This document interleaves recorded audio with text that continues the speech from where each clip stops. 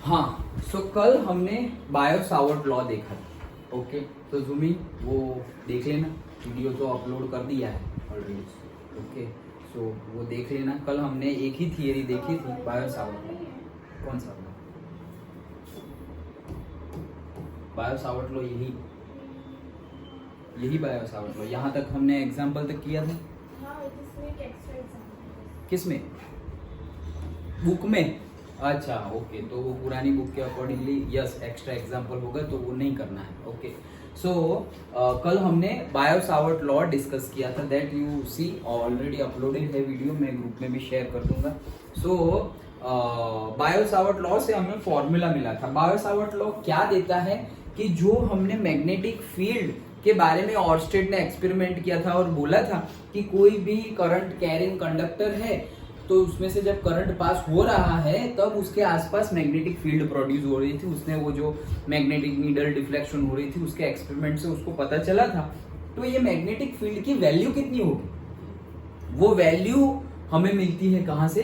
Biot Savart, scientist का नाम ही है। ओके, वहां से हमें मैग्नेटिक फील्ड की वैल्यू मिलती है। दैट वैल्यू हमने देखा था कि ये डीबी की जो वैल्यू है, डीबी मतलब छोटी सी, हमने एक करंट एलिमेंट लिया था। करंट एलिमेंट मतलब बहुत छोटा सा कोई पर्टिकुलर एलिमेंट। ओके, लेंथ है एकदम छोटी सी लेंथ से डीएल, और उसमें से पास हो रहा है करंट आई। आई डीएल हमारा करंट एलिमेंट है।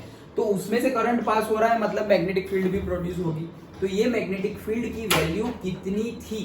ओके, तो ये मैग्नेटिक फील्ड की वैल्यू कितनी थी? तो हमने बायो सावर्ट लॉ में देखा कि it is directly proportional to the current I, मतलब जितना करंट ज्यादा होगा उतना मैग्नेटिक फील्ड ज्यादा होगा। And it is also directly proportional to d L, मतलब कि जितना वायर भी लंबा होगा उतना भी मैग्नेटिक फील्ड ज्यादा प्रोड्यूस होगा। And it is also proportional to the sine theta. Okay, क्यों? क्योंकि साइन 0 पे 0 हो जाता था, साइन 90 पे 1 आती थी वैल्यू, मतलब मैक्सिमम वैल्यू तो साइन 90 पर आती थी। मतलब कि वो जो करंट की डायरेक्शन है, ओके, मतलब पर्टिकुलरली 90 डिग्री बने, अगर दो प्लेन के बीच में कितना बने 90 डिग्री एंगल हो तो साइन 90 होगा, और साइन 91 वही मैक्सिमम वैल्यू आती थी। That all cases we have seen कि अगर 0 और 180 डिग्री है तो लीनियर मूवमेंट, लीनियर मोशन हो रही थी और स्ट्रेट लाइन मोशन हो रही थी। अगर 90 डिग्री है तो हमारी सर्कुलर मोशन हो रही थी, राइट? ओके, 3 केसेस देखे थे ना। 90 डिग्री पे अगर चार्ज है और मूव कर रहा है तो सर्कुलर मोशन हो रही थी, और अगर 0, 90, 180 उसमें से कोई नहीं लेकिन एक पर्टिकुलर थीटा एंगल पे मूव हो रहा था तो फिर उसमें सर्कुलर मोशन भी हो रही थी और स्ट्रेट लाइन मोशन भी हो रही थी, मतलब हेलिकल पाथ मिल रहा था। वो 3 केसेस हमने डिस्कस किए थे। तो यहाँ पर जो ये बायो सावर्ट से मैग्नेटिक फील्ड की वैल्यू मिल रही है वो आई के भी डायरेक्टली प्रोपोर्शनल है, मतलब जितना आई ज्यादा उतना मैग्नेटिक फील्ड की वैल्यू ज्यादा। जितना डीएल ज्यादा, मतलब डीएल मतलब क्या है? पूरा लेंथ है वायर का, उसका छोटा एलिमेंट हमने लिया है। सपोज मेरे पास से 20 मीटर लंबा वायर है तो मैं 20 मीटर की मैग्नेटिक फील्ड अभी नहीं फाइंड कर रही, मैं बोलूंगा कि भाई 1 सेंटीमीटर में इतने में कितना प्रोड्यूस हो रहा है, तो उतना पता चल गया तो मैं 20 मीटर का भी फाइंड कर लूंगा। तो डीएल छोटी सी लेंथ है।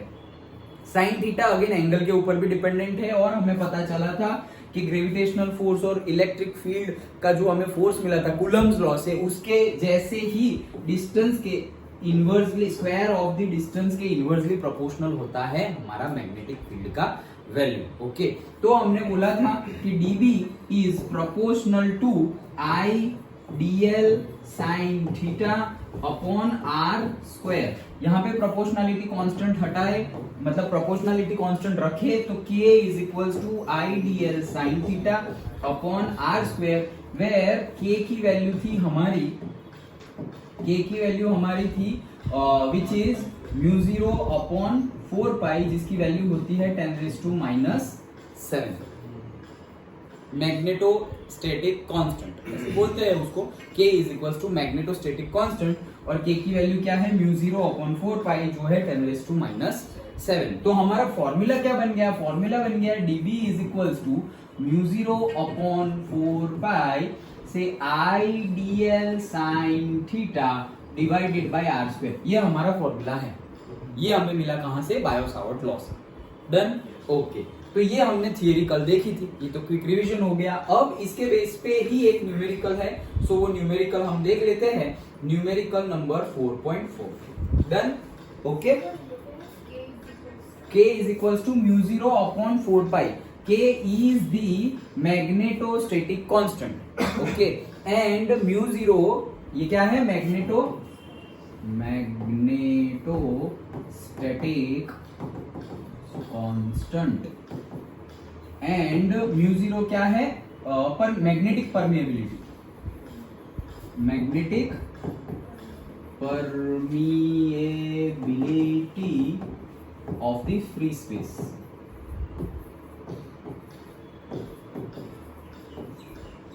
ओके, सो देखो वो उसके जैसा नहीं है, इलेक्ट्रिक फील्ड जैसा। वहां पे k की वैल्यू क्या आती थी? k की वैल्यू आती थी 1/4 pi epsilon not, and that epsilon not वो भी परमेबिलिटी, लेकिन मैग्नेटिक परमेबिलिटी नहीं थी, ये मैग्नेटिक परमेबिलिटी। डन। ओके, समझ में आ गया? तो ये हमने कल डिस्कस किया था। नाउ उसी के बेस पे न्यूमेरिकल है, वो न्यूमेरिकल सॉल्व करते हैं, which is example 4.4। Done. Okay, चलो। मुझे लगा कि ठंड है तो बारिश है तो चलेगा, लेकिन हम इसी कर देते हैं।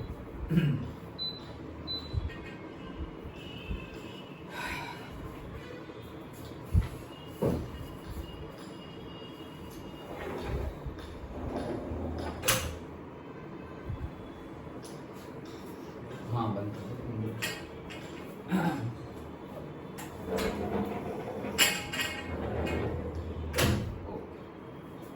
यस, सो हम एग्जाम्पल डिस्कस करते हैं, एग्जाम्पल नंबर 4.4। चलो, तो क्या क्या गिवन है? An element d delta l given है, छोटा सा एलिमेंट डेल्टा एल, जो डीएल हम लेते थे वो, that is delta x i cap. Okay, वो गिवन है delta l is equal to delta x i cap. मतलब क्या कि जो छोटी सी लेंथ है वो एक्स डायरेक्शन में, आई कैप भी एक्स डायरेक्शन ही शो कर रहा है, सो वो छोटी सी लेंथ गिवन है। Is placed at the origin, origin पे प्लेस कर रहे हैं। मतलब किसका ओरिजिन? एक्स डायरेक्शन बोला है तो एक्स वाई जेड, मतलब ओरिजिन पे प्लेस कर रहे हैं छोटी सी लेंथ को। ये लेंथ मतलब ये क्या है? हमारा करंट एलिमेंट। जैसे हम बोलते थे ना आईडीएल इज इक्वल टू क्या था? आईडीएल। इसी को हमने क्या नाम दिया था? करंट एलिमेंट, मतलब छोटा सा एलिमेंट। ओके, जिसमें से आई करंट फ्लो हो रहा है। ओके, सो ये प्लेस्ड है ओरिजिन पे and carries a large current I is equal to 10 ampere. तो आई की वैल्यू कितनी है? 10 एम्पियर, ये आई की वैल्यू है। फिगर गिवन है तुम्हें, तो दिस इज द फिगर। देखो ये फिगर है, तो से ओरिजिन पर ये रखा हुआ है, यहाँ से ये एक्स डायरेक्शन हो गई, यहाँ से ये वाई डायरेक्शन हो गया, और यहाँ पर ये छोटा सा एलिमेंट रखा हुआ है। ओके, सो छोटा सा एलिमेंट यहाँ पर रखा हुआ है। अब क्या बोल रहे हैं? What is the magnetic field on the y axis at a distance of 0.5 metre. मतलब कि मैग्नेटिक फील्ड क्या होगी जब यहाँ से y एक्सिस पर 0.5 मीटर, मतलब सपोज ये मेरा पॉइंट है से P, और P पॉइंट पर हमें मैग्नेटिक फील्ड फाइंड करनी है, और P पॉइंट का ओरिजिन से डिस्टेंस कितना है? 0.5 metre. Done, understood. So P point का डिस्टेंस है 0.5 मीटर। नाउ डेल्टा x, ये जो छोटा सा हमारा लेंथ है वो वैल्यू हमें गिवन है, that is delta x is equals to 1 centimetre. Done. Okay, so delta x given है 1 सेंटीमीटर, दैट्स इट। और कुछ गिवन है क्या? आगे है क्या कुछ? आगे सॉल्यूशन है, बस इतना गिवन है। डन। ओके, सो फिर से हम पढ़ लेते हैं। एन एलिमेंट हमें गिवन है, ये रहा। और देखो कल भी हमने किया था, तो कैसे किया था? ऐसे कोई रैंडम शेप है, वहां पर हमारा करंट एलिमेंट है से IDL, और फिर कोई एक पॉइंट P पर हमें मैग्नेटिक फील्ड ढूंढनी थी। तो हमने बोला कि यहाँ से एक पोजीशन वेक्टर है हमारा r कैप, और यहाँ से यहाँ पे कितनी मैग्नेटिक फील्ड प्रोड्यूस होगी ड्यू टू दिस एलिमेंट, वो ही हमने फॉर्मूला से डिराइव किया था। ओके, अभी जो लिखा था वो μ0/4 पाई IDL sin theta upon r square. तो वही है क्या कि एक पर्टिकुलर जगह से आईडीएल जहां पर है वहां से करंट पास हो रहा है, तो मैग्नेटिक फील्ड वहां से एक पर्टिकुलर डिस्टेंस पर, कौन सा डिस्टेंस? आर डिस्टेंस पे कितना हो? यहाँ पे आर की वैल्यू क्या है? 0.5 मीटर। मीटर है, हाँ मीटर है। अच्छा वो मीटर है, लेकिन ये सेंटीमीटर में है। देखो ये गलती ना हो जाए, इसको पहले ही कन्वर्ट कर लो। 1 सेंटीमीटर मतलब ये कितना है? 10⁻⁻² मीटर। नहीं तो गलती होने के चांसेस है। जहां पर भी विदाउट ऐसा यूनिट दिखे, ये एम्पियर में है, ये 10⁻⁻2 है एंड दिस इज 0.5, मतलब ये जो हमारा आर है, ओके, सो वो कितना है हमारा 0.5। डन, समझ में आ गया पक्का? ओके, तो ये सारी वैल्यू गिवन है। What is the magnetic field, मतलब हमें बी की वैल्यू फाइंड करनी है, मैग्नेटिक फील्ड की वैल्यू फाइंड करनी है। डन, तो अभी ही हमने एक क्विक रिवीजन लिया, तो वो क्विक रिवीजन में हमने देखा कि बायो सावर्ट लॉ से हमें मैग्नेटिक फील्ड का फॉर्मूला ऐसे मिलता है। तो मैग्नेटिक फील्ड कितना होगा, μ0/4π, जिसकी वैल्यू कितनी है 10⁻⁻7। I dl sin theta r square, सारी की सारी वैल्यू हम यहाँ पर पुट कर सकते हैं। सो से मैग्नेटिक फील्ड, छोटी सी करंट एलिमेंट की वजह से जो छोटा सा मैग्नेटिक फील्ड प्रोड्यूस होगा, that is equals to μ0/4π I dl sin theta upon r का स्क्वायर।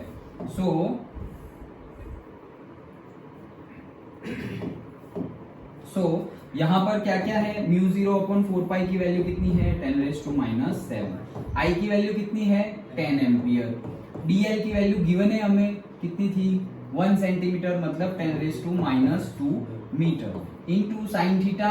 अब देखो x यहाँ पर है, मतलब करंट इस डायरेक्शन में है और मैग्नेटिक फील्ड हमें यहाँ फाइंड करनी है, मतलब I dl साइन थीटा है हमारा, तो 90 डिग्री मिल रहा है, x और y है तो 90 डिग्री हमें पता है, x और y डायरेक्शन जो है हमारी वो 90 डिग्री पे होती है। सो दिस इज 90 डिग्री, मतलब साइन 90 होता है 1, ओके, तो इसका वैल्यू हो जाएगी कितनी 1 divided by r square. R कितना है हमारा डिस्टेंस 0.5, उसका स्क्वायर है, तो 2 बार लिखो या स्क्वायर कर दो, your choice. So that's it, इसका आंसर जो भी आए, ओके, कैलकुलेटर से कर लेते हैं। So the answer is 10⁻⁷ into 10 into 10⁻²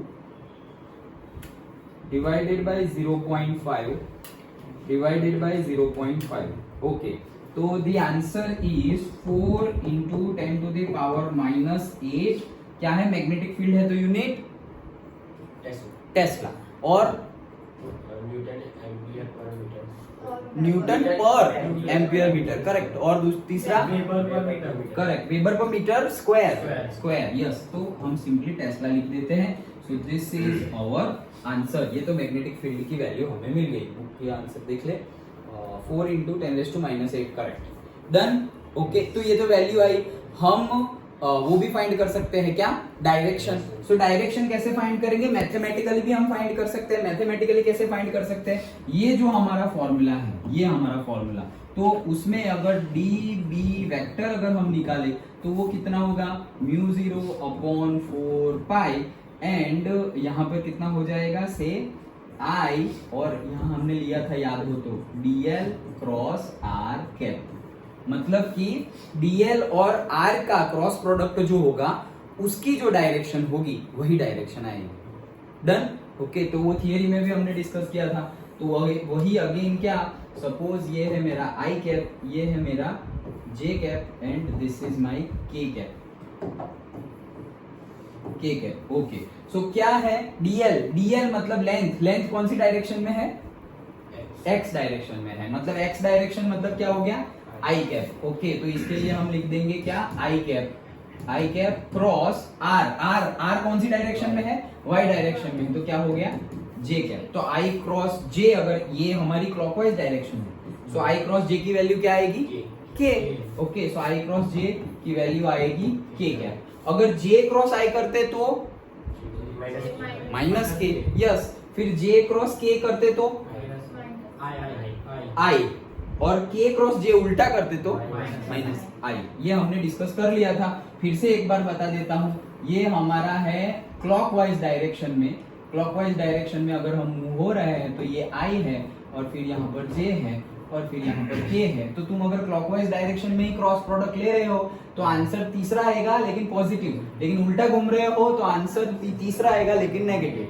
so I cross j करेंगे तो k आएगा, j क्रॉस k करेंगे तो I आएगा, k क्रॉस I करेंगे तो j आएगा, लेकिन उल्टा किया, j क्रॉस I किया तो माइनस k आएगा, I क्रॉस k किया तो माइनस j आएगा, j क्रॉस I किया तो माइनस k आएगा। डन, ये हमें पता ही है। तो हमारा आंसर क्या आया, के कैप, मतलब कि मैग्नेटिक फील्ड की वैल्यू होगी 4 × 10⁻⁻8 टेस्ला एंड उसकी डायरेक्शन होगी के cap. Done. Again right hand rule से भी हम फाइंड कर सकते हैं। कहां गया करंट, ये करंट कहां जा रहा है, लेंथ की डायरेक्शन में जा रहा है, तो लेंथ की डायरेक्शन में हम अपना अंगूठा रख देते हैं, तो लेंथ की डायरेक्शन में अंगूठा रख दिया और अब मोड़ो, तो ऐसे मोड़ेंगे तो ऊपर आएगा, दैट ऊपर वाला मतलब क्या है, के। डन। इसमें ऊपर, ये तो एक प्लेन हो गया, ये तो एक प्लेन हो गया, अंडरस्टूड।